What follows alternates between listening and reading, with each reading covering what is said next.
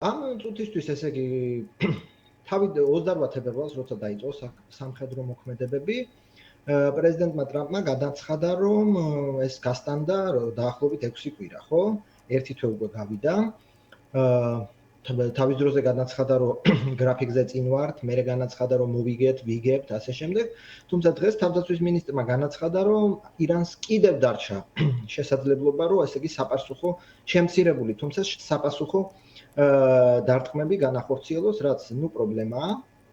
ნიშანდობლივია, რომ ასე ვთქვათ, გუშინ ვთქვათ, ამერიკის სახელმწიფო მდივანი მარკო რუბიო ალ-ჯაზირასთან ინტერვიუში აცხადებს, რომ ჩვენ ვისურვებდით, რა თქმა უნდა, რომ ირანს უკეთესი ხელისუფლება ყავდეს, მაგრამ ეს არ არის ჩვენი პრიორიტეტი. პრიორიტეტი არის, რომ გავუნადგუროთ ფლოტი, ავიაცია, ურანის გამდიდრების საშუალებები, ასე ვთქვათ, რაკეტების და დრონების წარმოების საშუალებები, ანუ დემილიტარიზაცია უფრო პრიორიტეტულია, რაც თუ ვთქვათ, ადრეულ განცხადებებს დავადარებთ და დეკაპიტაციას რაც დაიწყო, ჩანს რომ ასე ვთქვათ, ეს რეჟიმის ცვლილება ჯერ არ გამოდის, ან როგორც არაერთხელ თქვა, ხო, სანამ დაბომბვებია, იქ ახლა რეჟიმის ცვლილება ცოტა ძალიან ისეთი სათუო პერსპექტივა აქვს რეჟიმის ცვლილებას და აქ ასევე ვთქვათ, ბაიდენის მრჩეველმა სახელმწიფო უსაფრთხოების საკითხებში ბატონმა ჯეიკ სალივანმა განაცხადა, რომ ჩვენ გვაქვს ასე ვთქვათ, ინტერესებს შორის განსხვავება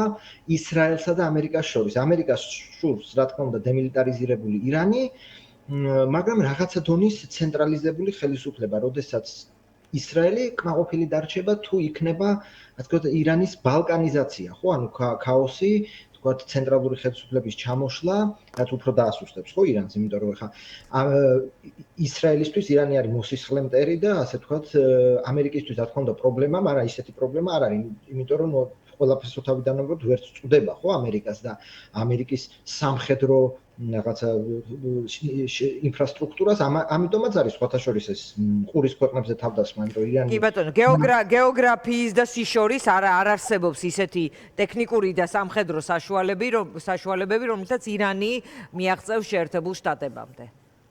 დიახ, და ამიტომაც არის, რომ აი ყურის ქვეყნებზე მიმდინარეობს, ასე ვთქვათ, შეტევა, ხო, ანუ ირანი პასუხობს ისე, როგორც შეუძლია.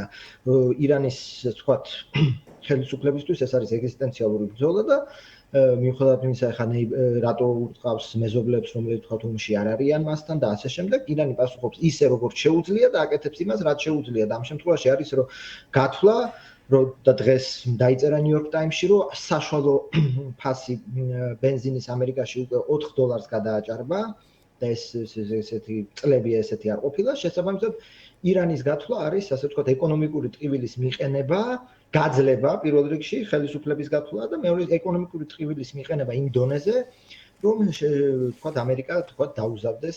რაც შეეხება ხო ამერიკას აქვს ამის მზაობა, როგორც ჩანს, იმიტომ რომ ის თავად ამბობს, რომ არ გავანადგურებთ ენერგოობიექტებს, იქნებ კარგი პირობებით დაგველაპარაკონ და მეტიც ცდილობენ ომის მინისტრის განცხადება იყო დღეს და ასეთივე რამ ტრამპსაც აქვს ნათქვამი, რომ აი რეჟიმი ფაქტიურად შეიცვალაო, რაღაც სხვა აიათოლაა, როგორც ჩანს სახელის ცვლილება, ასე სურთ, რომ ვთქვათ, გასახდეს. ხო, მან რაც შეეხება, ეხა რეჟიმის ცვლილება ხო უკვე სახელის ცვლილება ისეთი პირველი სახელის, ხო, ესე გვარიც არ შეცვლილა. პირველი სახელის ცვლილებაც სახდება რეჟიმის ცვლილებად. სხვა ხალხიაო. დიახ. ენერგეტიკულ ინფრასტრუქტურას კი ბატონო, ანუ ჯერ დაემუქრა, მერე გადადო, მერე კიდევ გადადო. აქ ორი მიზეზია, ერთი მიზეზია, რომ შეიძლება მართლა პაკისტანის შუამავლობით რაღაცა დიალოგი მიმდინარეობს და მეორეა ის, რომ ეს ირანის ენერგოინფრასტრუქტურის სრული განადგურება, ერთი რა თქმა უნდა, ის სოფლიო ბაზარზე ნავთობის ფასს კიდევ უფრო აწევს, იმის მიუხედავად ყიდულობს თუ ამერიკა ყიდულობს თუ არა ნავთობს ირანისგან, იგივე არგუმენტი დაახლოებით ტრამპი იყენებს, რომ აი ჰორმუზის სრუტე ჩვენ არ გვჭირდება და თქვენ მოდით და გახსენით, ხო, იმიტომ მაგრამ თქვენ დაიცავით თქვენი ნავთობი.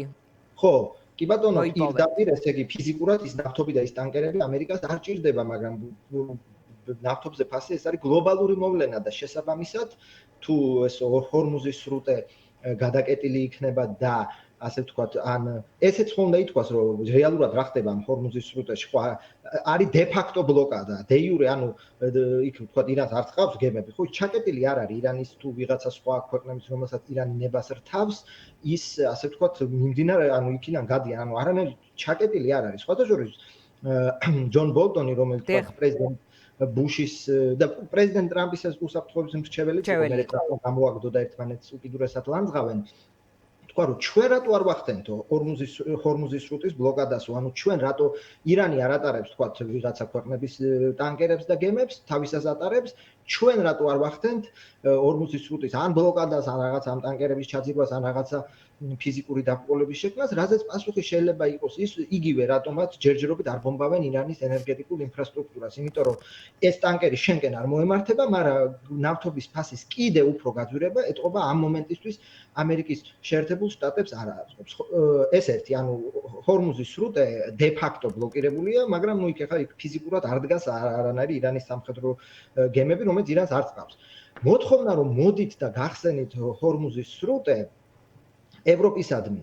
აქ რამდენიმე საკითხი შეიძლება წარმოიშვას. პირველი, ევროპის პასუხი შეიძლება იყოს, რომ შენ თვითონ შენ გემებს სოფლიოს ესე უძლიერეს სამხედრო ძალა თუ არ უშვებ ჰორმუზში, იმიტომ რომ თქვა შენ არ გეხება, მაგრამ ნუ თქვა ისიც არის, რომ არ გინდა, რა თქმა უნდა, ირანს გაუჭირდება ამ გემების ჩაძირვა, მაგრამ დარტყმის ქვეშ თქვა მოაქციოს შენი გემები. მეორე, ის რომ გინდა შეიყვანე გემები და შეიძლება 40,000 კაცი იყოს საჭირო და ირანის შესაძლებლობა რომ ტანკერს რაღაცა დაუმიზოს, რა ტანკერს ააფეთქებს, ხო, ხა ტანკერი ის აფეთქება არც ისე რთულია, რომელიც ირანმა დაამტკიცა, ხო, ნავებით მიწურეს ბასრასთან და ის ორი ტანკერი თუ აღწევი, ესე ააფეთქეს, რა დინამიტი მიამაგრეს თუ რაღაცა ესრობეს, ხო?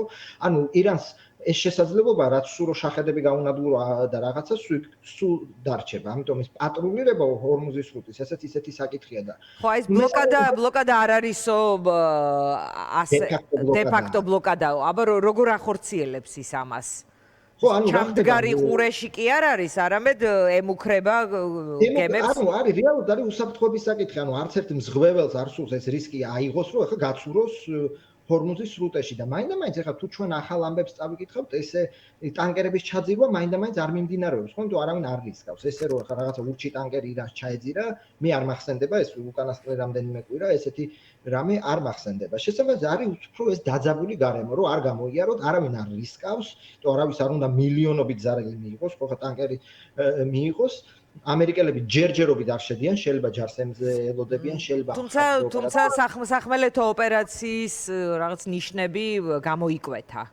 კი, არის ლაპარაკი, რომ კუნძული ხარგი, რომელიც ახდენს ირანის ნავთობის 90%-ის, ასე ვთქვათ, გადაზიდვას, ირანის სანაპირო ზოლი რატომღაც არ უწყობს ხელს, რომ იქ ტანკერები ვთქვათ, ეგრეთ დაპარკინგდნენ, ამიტომ ამ კუნძულით მიმდინარეობს, ხო, ძირითადად ნავთობის გადაკაჩვა, არის ლაპარაკი ამის აღების, მაგრამ მაგაც არის პრობლემები, თი რომ რო აიღებ, მერე რა ხდება, ვთქვათ, ეხლა მე მგონი ირანი მზათა იმისთვის, რომ ერთ დღეს შეუწყვეტენ, ვთქვათ, სოფლიო ბაზარზე მისი ნავთობის გადინებას, მაგრამ ნუ რაღაცა მეორე არის, რომ მცირე ტერიტორიაზე ამდენი ამერიკელი სამხედრო არტილერიო და სარაკეტო და რაც ფიზიკურ მსხვერპლს გაზრდის დიდი წილა და ეს პროგნოზი არსებობს და ის დავამთავრო ჰორმუზის სრუტის საკითხი.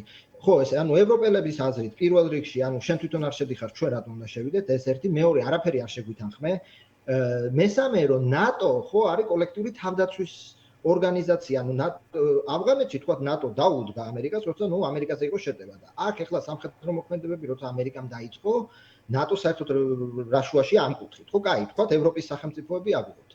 ეს ღიათი თქვა, ხო, რამდენიმე ევროპული სახელმწიფოს მიერ რომ ეს ჩვენი ომი არ არის, ჩვენ არ დავიწყეთ. ესპანეთი დღეს ბრაზობდა ასევე შეერთებული შტატები, რომ საფრანგეთმა საჰაერო სივრცე არ დაუთმო თვითფრინავებს. დიახ, ანუ ეს რუბიონ გუშინაც განაცხადა, რომ და იყო ესეთი თქვა შეფარული მუქარა ნატოსადმი, რომ თუ არ გვეხმარებით, ჩვენ ამას დავიმახსოვრებთ. ესპანეთზე ძალიან ასე თქვა გაბრაზებულები არიან, რომ ესპანეთი თქვა საჰაერო სივრცეს გვიკეტავს და აქ არის კიდევ ერთი საკითხი, რომელსაც თქვა მაინდა-მაინც ევროპელები ხმამაღლა არ იტყვიან, მაგრამ ერთი არის, რომ თქვა არ გინდა ჰორმუზის სრუტეში პატრულობა, მეორე არის რითი, ხო? ანუ ამერიკას თუ თავისი გემების გაგზავნა ეშინია, ახლა გერმანიამ, საბერძნეთმა თუ იტალიამ და ასე შემდეგ რა გემები უნდა გააგზავნოს ახლა ჰორმუზის სრუტის პატრულირებისთვის, ანუ არის პოლიტიკური ნებაც არ არის და ფიზიკური შესაძლებლობებიც დაახლოებით იქამდე მივდივართ, ხო, ხა უკრაინაში გაუშვებენ 50000 სამხედროს თუ არა. ერთი არის რომ ნებაც არ არის, მეორე არის რომ კიდე რომელი 50000 სამხედრო უნდა შეაგროვონ და რანაირად. ანუ ეს ყველა საკითხი არის გადაჯაჭვული და შედეგად ვიღებთ აი ამ სიტუაციას, როდესაც ჯერჯერობით არავინ მზად არ არის ჰორმუზის სრუტეში იპატრულიროს, ან გახსნას რას ვეძახით კიდე ცალკე საკითხავია და პრეზიდენტ ტრამპის ასე ვთქვათ ბრაზი ევროპელებისადმი იზრდება და ყოველდღიურად ჩვენ ვკითხულობთ აი ამას, რომ თქვენ გახსენით, თქვენი სრუტია, მე ამჭირდება, თქვენ არ დამემეხმარეთ, დავიმახსოვრებ და ასე შემდეგ და ასე შემდეგ. კი ბატონო, ეს ფონი, ეს კონტექსტი არსებობს და გუშინ შედგა სატელეფონო საუბარი სახელმწიფო მდივანსა და კობახიძეს შორის, პრემიერ კობახიძეს შორის. გამოითქვა ვარაუდები, გაკეთებული განცხადებებმაც დატოვა ეს შთაბეჭდილება, რომ შეიძლებოდა ეს უკავშირდებოდეს ირანის თემას. რამდენად შეიძლება ამ დასკვნის გამოტანა იმ კომენტარებით და განმარტებებით, რომელიც სახელმწიფო დეპარტამენტმა და მთავრობის კანცელარიამ გააკეთეს კობახიძეს. ორივე მხარემ ძალიან მცირე და ისეთი ვიწრო განმარტება გაავრცელა, იყო რომ ვილაპარაკეთო შავი ზღვის და რეგიონის უსაფრთხოებაზეო. და საქართველოს მთავრობის მხრიდან ასევე დაემატა, რომ გამოითქვა მზაობა ურთიერთობების გადატვირთვის და რეგიონში სტაბილური პარტნიორობა. ხო, რა თქმა უნდა, როგორც თქვათ, სუსის უფროსის თქვათ ამერიკაში ვიზიტი, ეხლა მართლა ამინძე და იმაზე ხوار ელაპარაკებდნენ. რა თქმა უნდა, ალბათ ირანზეც იყო და რეგიონალურ გამოწვევებზე იყო, რა თქმა უნდა, საუბარი. ეხლა აქედან ის ძალიან ესეთი შორსმიმავალი დასკვნები, რომ რა და როგორ რა ხდება, მე მგონი ჯერ ნაადრევია, იმიტომ რომ ეს იგი ამერიკელებს სხვა შესაძლებლობები აქვს, ახლა მაინდამაინც ჩვენი ტერიტორია არ ამგონია სჭირდებოდეთ, ხო, თუ აქამდე მივიდა საქმე, ხო? მაგრამ რა თქმა უნდა, მეც არ გამოვრიცხავ და დიდი ალბათობით შეუძლებელია ახლა საქართველოს პრემიერ-მინისტრსა და ამერიკის სახელმწიფო მდივანს შორის საუბარი გუშინ, ხო, მართლა ირანის გარეშე ან ირანზე რაღაცა კი ბატონო. წარმართული იყოს, წარმოუდგენელია, ხო, ბოლოს და ბოლოს ხანდახან მართლა არ იქნება ურიგო თუ რუკას დავხედავთ და გავაცნობიერებთ, რომ სომხეთის საზღვარი რო დამთავრდება, ანუ 500 კილომეტრში საქართველოდან იწყება ირანის საზღვარი. მანქანით ვარ თბილისიდან თეირანში ჩასული. კი ბატონო, გიორგი, მადლობა, ძალიან დიდი მადლობა. გიორგი ხატიაშვილი გვერდთვებოდა პირდაპირ ეთერში მისისიპის